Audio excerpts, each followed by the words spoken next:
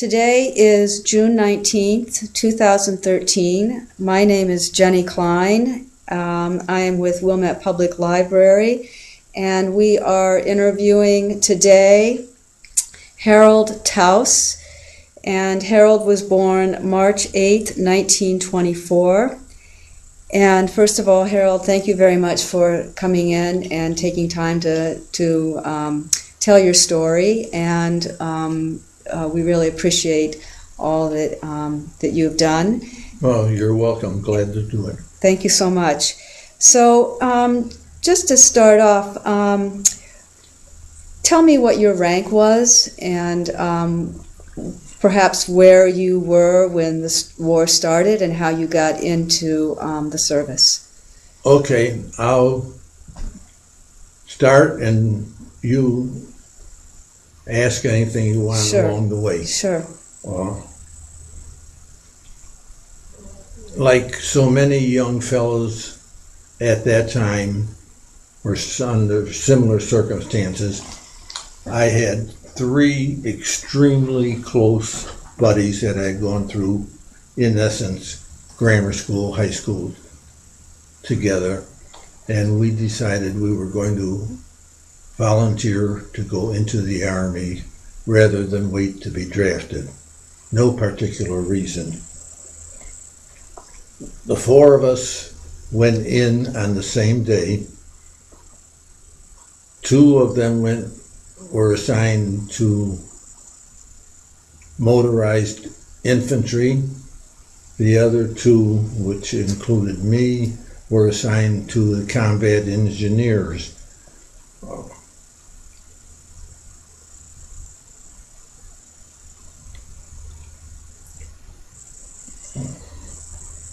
We went to Fort Sheridan. I remember the first morning. They were very interested in getting us through Fort Sheridan expeditiously, and I saw that they had the dining hall all set up with plates in proper place and everything, and like you were going to get waitress service, which surprised me. I had always heard about the mess hall problems. A little bit later, towards lunchtime, each plate had a huge steak on it, about like that, and I was again surprised, not thinking we were going to be fed that well. It turned out that when we did go into the mess hall to eat, those beautiful steaks were liver, which changed our opinions of the food rather rapidly. We went in on Wednesday, March 31st or 30th.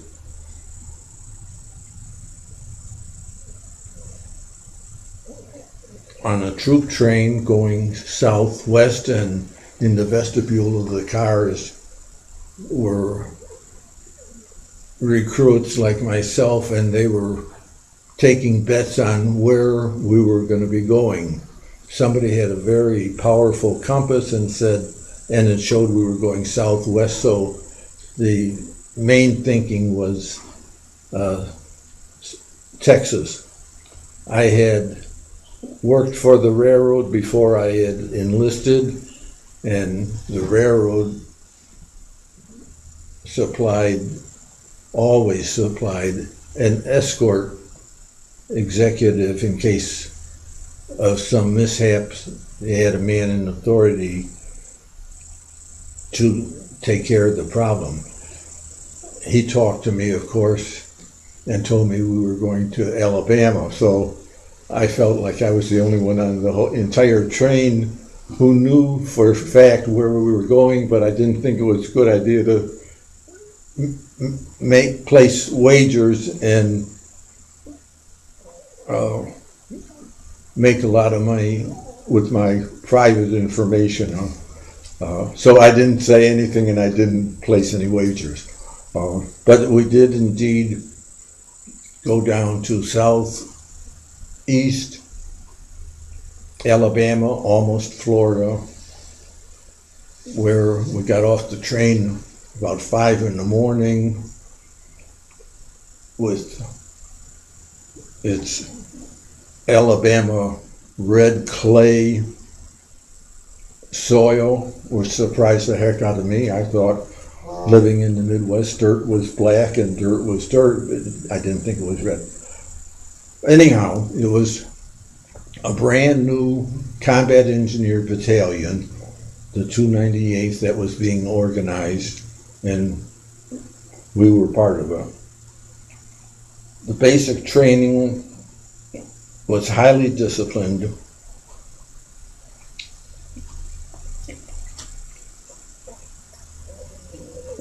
Which wasn't too difficult for me. My parents were immigrants from Austria, which is a German background. I was the youngest of 5 children, so I was used to taking orders. But things went well.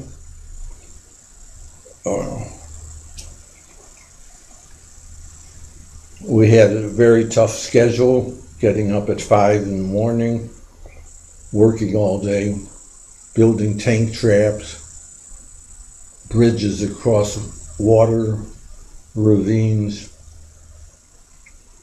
And one particular week we were assigned a great deal of work in a short period of time, successfully. At the end of the week, our battalion commander commented how well we had done, but we had to learn to do more on less food and less than the 4 hours sleep we had per night. I thought he was nuts, but throughout my life, I realized how important his feeling of proper preparation for real combat was, and I personally think it was great on his part that we were in such good condition when we did get into combat.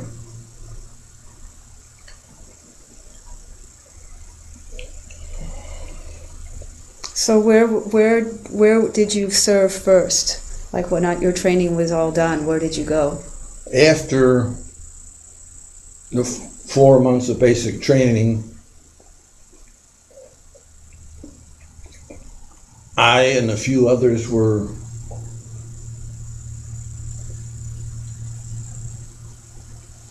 approved to go to the Army Specialized Training Program, which in this case was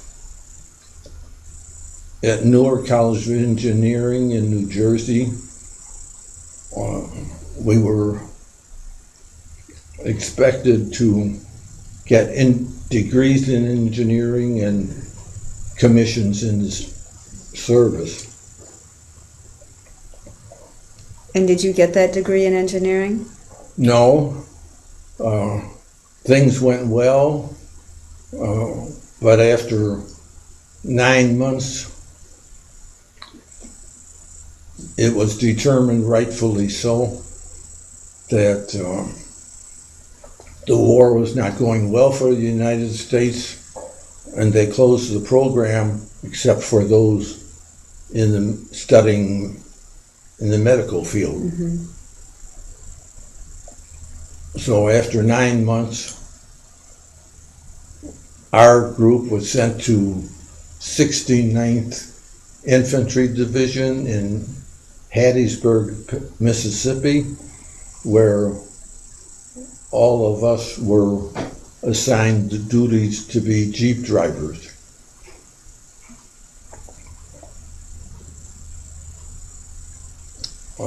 And then what happened after that? Were you sent out? We went overseas with the 69th in November of 43. And the Germans launched their big Battle of the Bulge and there were many losses on both sides. So after being in England for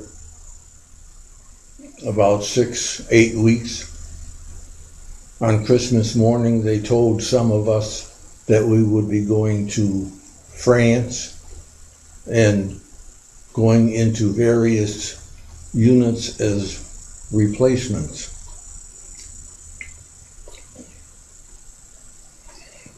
So we crossed the channel on an LST, landing ship tank.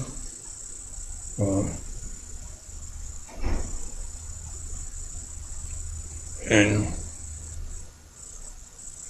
we went from a small, shallow landing craft infantry vessel to the large landing ship tank, and the 200-pound fella in front of me was climbing up the cargo net that was draped over the side and lost his grip and fell into the water between the two ships, which were about 18 inches apart, and the swells moved the ships in and out real fast, and one of the Navy men from up above got into the water so fast and pulled him out and got him up to the top of the LST. It was very remarkable and heroic, and sort of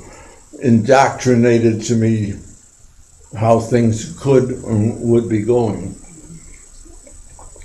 Next morning, we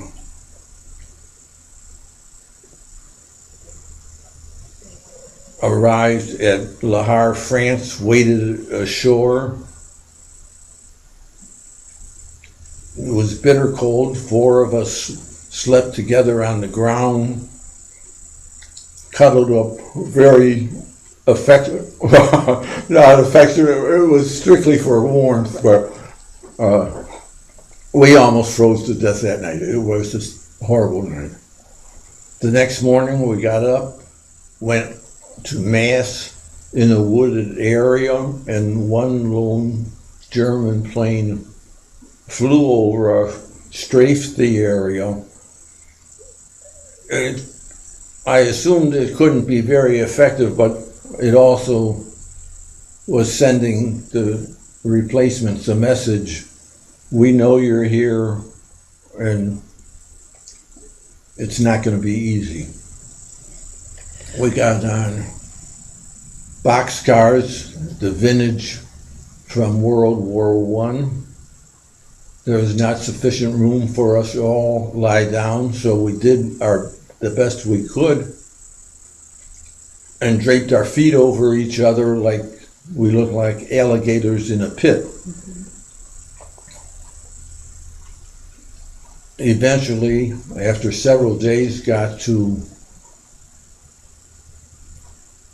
the east end of France. Were loaded on board trucks and taken to Aachen, Germany.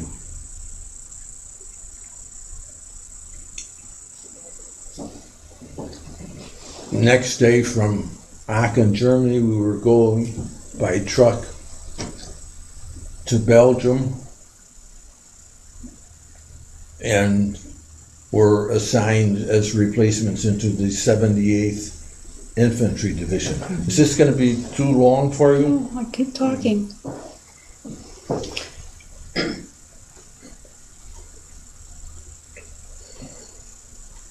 As replacement troops, did you have to take your own equipment? Good question. most people are familiar with duffel bags of various sizes. We had our standard duffel bags, which were jammed with everything we owned and were maybe close to 3 feet tall. Our duffel bags were taken from us in Le Havre. We never saw them again. So we didn't have a change of handkerchief, underwear, socks, and we had to depend on the so-called kitchen crew to get us with whatever we needed. In short, that was about January 1st of 45 until April 18th. We fought with the 78th Infantry Division, and in those 5 months we had 1 shower, 1 change of clothes. My granddaughter says it's lucky we were outside.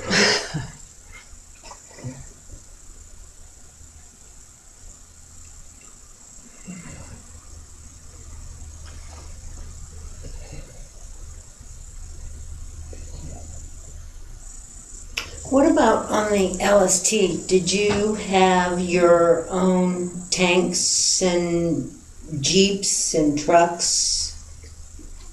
We had those, but not in my area. We were the foot troops, but the LST had taken a load of tanks across the previous trip, and there was oil and grease all over the floor. The ship was like a huge cavern because it was capable of hauling those tanks and everything.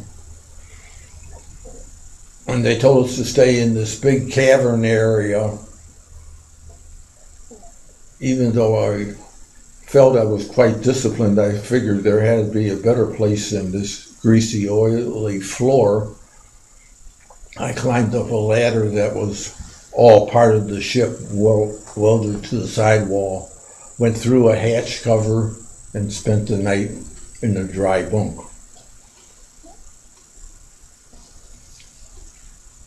So nobody was up in the dry bunks? Nobody was allowed to sleep up there? No. They kept you all down in the big cavern? Right. But I didn't follow the orders at that time.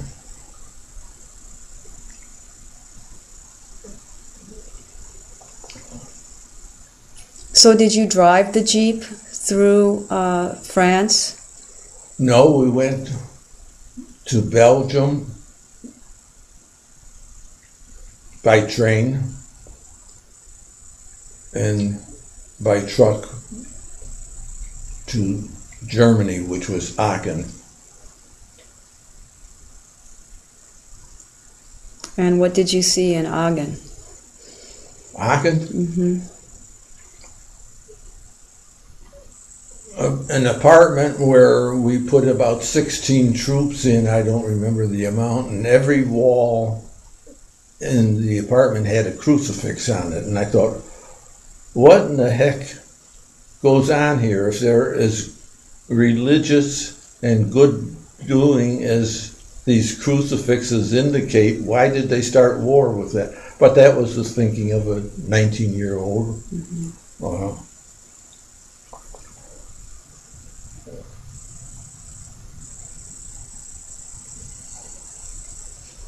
Any further experiences when you were over in Germany?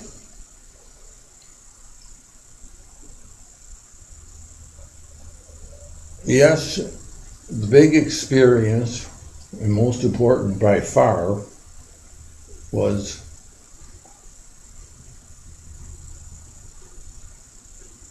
we were assigned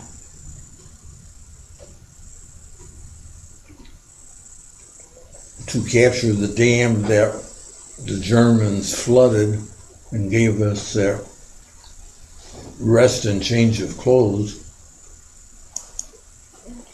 But after that, we continued to move east and got to the town of Remagen. I don't know if that registers with you, but it's at Remagen was the only bridge that was left crossing the Rhine River. It was about a quarter of a mile long, 1,200 yards, I guess. It was a railroad bridge, 2 sets of tracks. It was bombed constantly. It was the only bridge of 46 across the Rhine that was still standing. So it was pretty important that we capture it, which we did.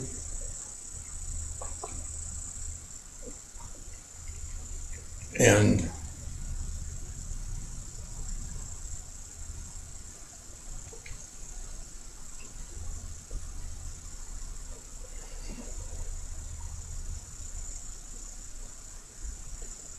we happened to, and that was the day after my 21st birthday, but I didn't find that out until 45 years later when I start reading the history.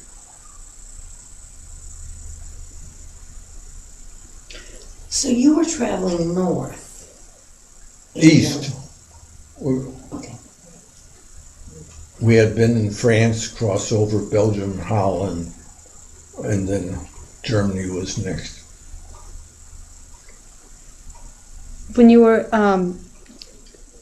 over there, did you have anything with you just as a kind of a memento of home, or did you carry a letter, or did you have anything that you kept with you the whole time? I understand you said that everything in the duffel bag, you lost that completely, but did you carry something in a pocket or a...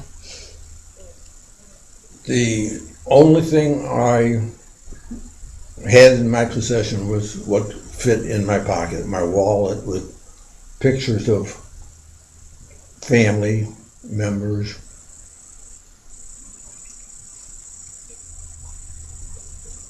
And did you have your dog tags on? Did you have... Dog tags were just automatic. They went around your neck and stayed there. Mm-hmm. Mm-hmm. But we were the first Infantry Division, I may have said that, to get across the Rhine River. And that battle was one of the most important of the war. It is credited with shortening the length of the war, or the continuation of the war, by several months. But as we went through all that, it just seemed like that's the way life was that day, and that was the cards we were dealt, and that's what we played. The division had about 15,000 men in it. Our casualties in those 5-month period were 12,257, which is rather high, but not unusual for infantry division. After crossing the Rhine River, we went north towards Düsseldorf, Cologne area, and ended up at Schwelm,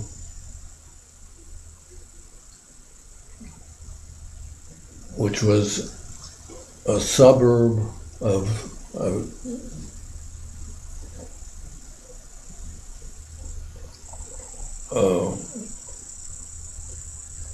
war materials of Wuppertal.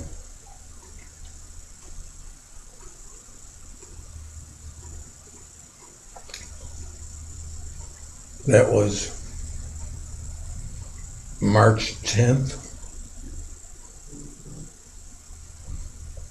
we went north, as I said, and by April 18th there were no more Germans to fight us in that particular area. And I happen to have our little newspaper at that time, and it shows that we had captured 60,669 Germans.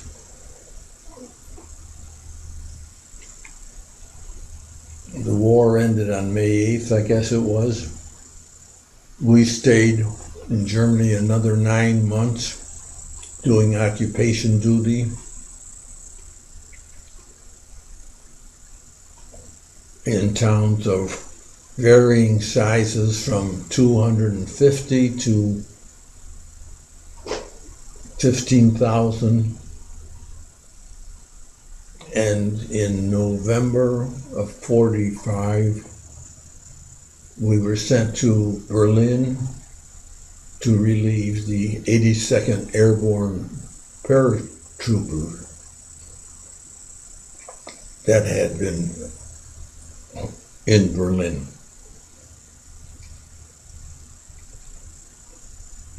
After about 3 months in Berlin, I had enough points to be discharged and went through that process. That sums it up fairly well. Mm-hmm. I've forgotten and left out loads of details, but Did you receive any commendations and any special awards? I did receive the Bronze Star for meritorious service or bravery. Mm-hmm, mm-hmm. And that's the only one that's worth mentioning for me. Mm-hmm.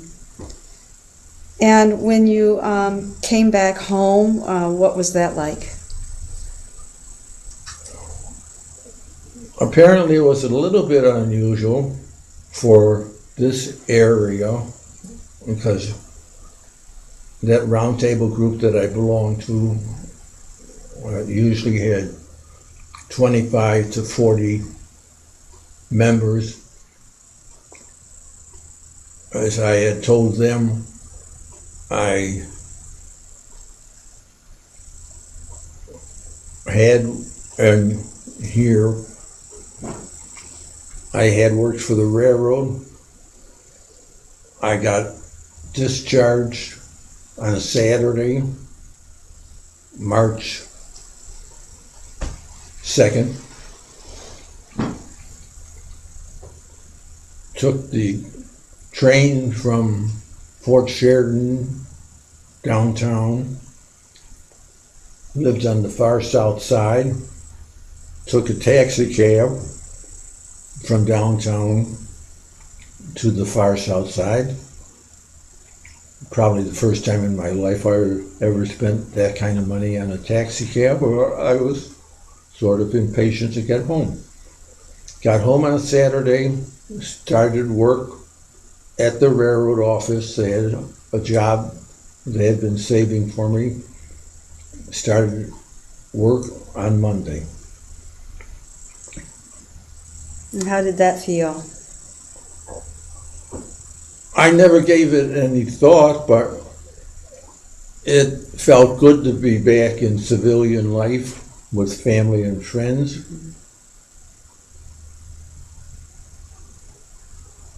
My friends had all been discharged prior to my coming home.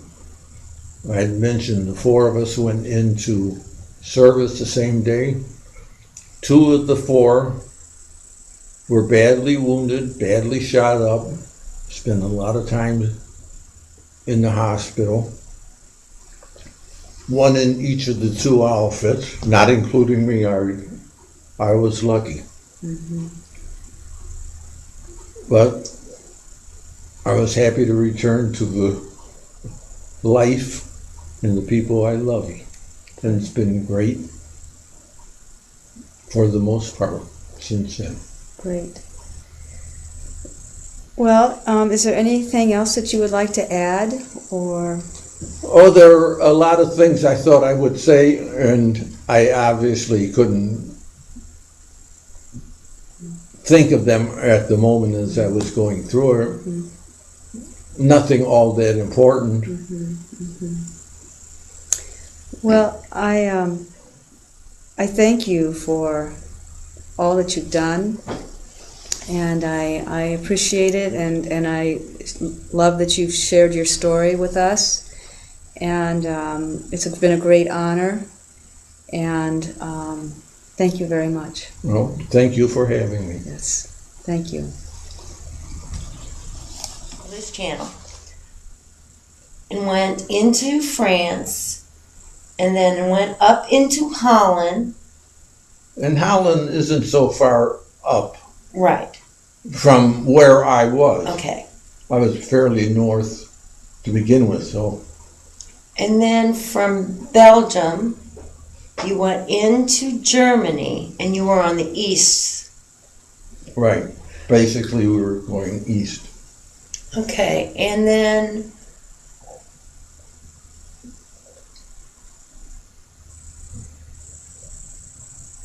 did you ever get into Hanover, Germany? No, I didn't. Because Hanover is pretty much in the north part of Germany, I think. It's And, like in the northeast over there. you know, a little bit east. The Saxony, North Saxony area. No, I was mostly in roughly the Cologne, Dusseldorf, Wuppertal, which was a manufacturing area, and near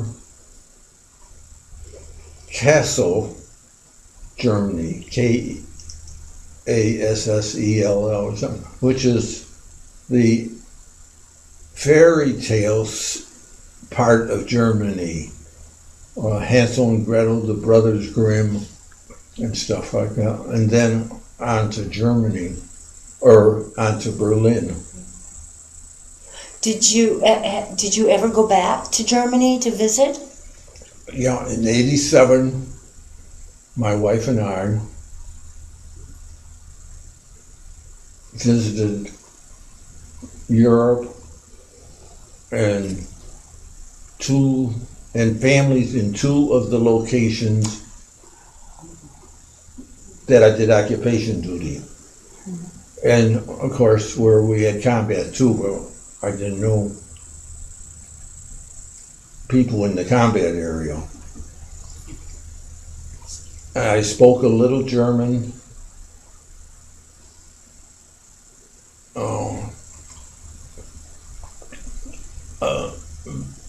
So little interrogation that it's not worth mentioning, but was a little bit of importance at that time. Mm-hmm. So. Wonderful. Now, when you say that you did occupational, what do you mean? Maintain law and order, but the German people were very obedient. They were used to being disciplined, and they didn't. There's always exceptions, or there always can be, but it was a peaceful assignment.